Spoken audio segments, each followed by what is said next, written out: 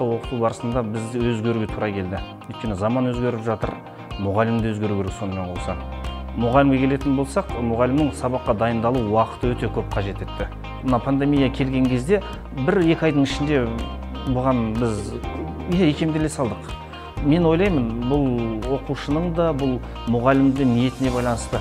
Мен түсінгенім, оқитын оқушы үшін ешқандай кедергі жоқ екен. Жаңа өзгеріс келіп жатса да, біздің Қазақстанның мұғалімдері дайын деп ойлаймын. Бұл керек дүние екен. Жалпы қашықтан оқыту заман талабы деп есептеймін мен. Бірақ енді үйде отыра бергім келмейді, оқушыларды сағынасың, бір көріскің келеді.